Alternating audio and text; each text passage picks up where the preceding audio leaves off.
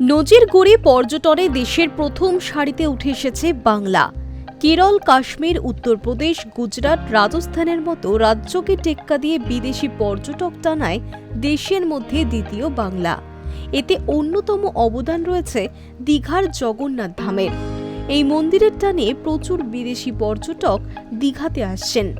প্রসঙ্গত, জগন্নাথ মন্দির উদ্বোধনের পর থেকেই সম্পূর্ণ বদলে গিয়েছে দীঘার অর্থনৈতিক পরিকাঠামো।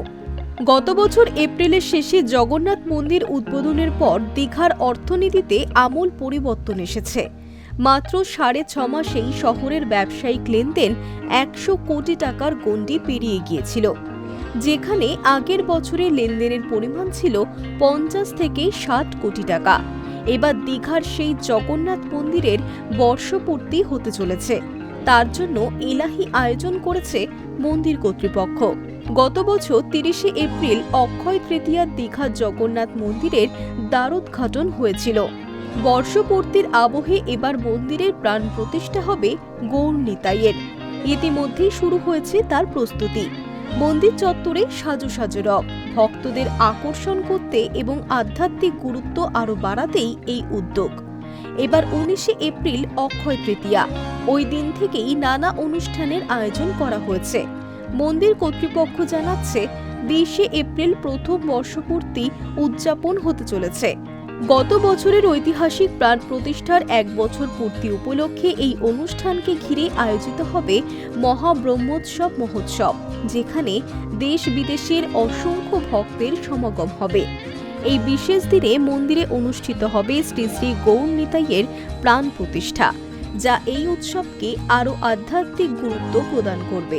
মন্দির কর্তৃপক্ষের তরফে খবর, 19শে এপ্রিল সন্ধ্যা থেকে শুরু হবে আচার অনুষ্ঠান, যার মধ্যে থাকবে আদিবাস ও দর্পণ অভিষেক। 20শে এপ্রিল সকালে অনুষ্ঠিত হবে শ্রী বিষ্ণু নরসিংহ যজ্ঞ, অভিষেক, 56 ভোগ নিবেদন এবং রাজভোগ আরতি। সন্ধ্যায় থাকছে পালকি উৎসব, গৌর নিতাইয়ের স্বাগত উৎসব, নৌকবিহার এবং পুষ্পবৃষ্টি। এই উপলক্ষে ইসকন কলকাতার সহসভাপতি এবং জগন্নাথ ধাম দীঘার ট্রাস্টি ও প্রধান পুরোহিত রাধারমন দাস জানিয়েছেন, অক্ষয় তৃতীয়া চিরন্তন মঙ্গলময়তার প্রতীক।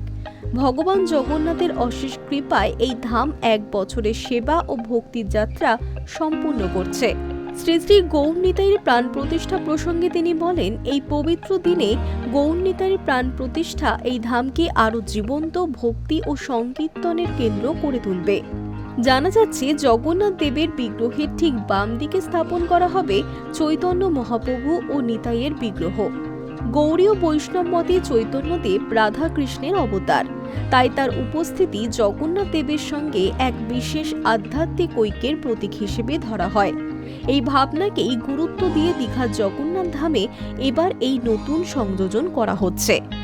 গত 1 বছরে জগন্নাথ ধাম দীঘার বিপুল সংখ্যক দর্শনার্থীকে আকর্ষণ করেছে, যার মধ্যে 150টিরও বেশি দেশের ইসকন ভক্তরাও রয়েছেন।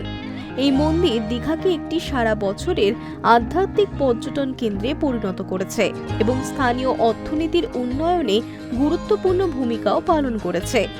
আসন্ন এই বর্ষপূর্তি উদযাপন দীঘাকে বিশ্ব মানচিত্রে এক গুরুত্বপূর্ণ জগন্নাথ ভক্তির কেন্দ্র হিসেবে আরও সুপ্রতিষ্ঠিত করবে বলেই মনে করা হচ্ছে।